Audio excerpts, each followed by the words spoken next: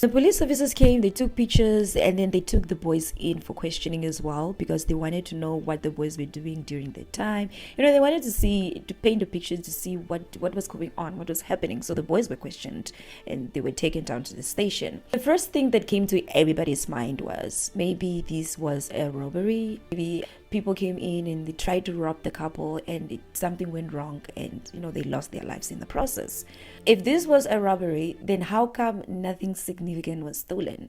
DVDs were still there. Also, most importantly, the firearm that was used was also found at the crime scene. Why rob, commit a murder as heinous as that one, and then leave the murder weapon behind? Because the murder weapon was found on the kitchen counter in the kitchen.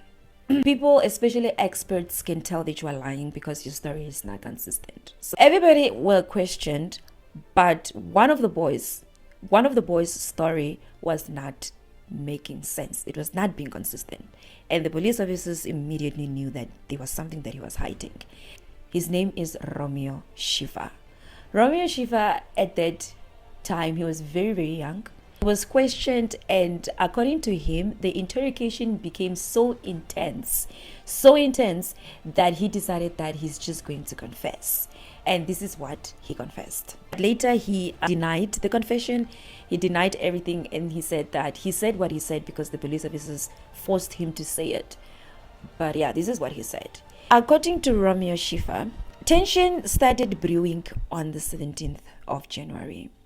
Why I'm saying that is because he said that on the 17th of January, him and his mother, they had confrontation type of moment. And his mother mentioned that she's tired of him not taking his education seriously. She's also tired of him wasting her money. So on the 18th of January 2008, Romeo was at home with his parents. He was busy helping his mom in the kitchen. His mom was busy packing the packets because they sold meat. Both of his parents were employed, but also as a side hustle, they were selling meat at their home from their house.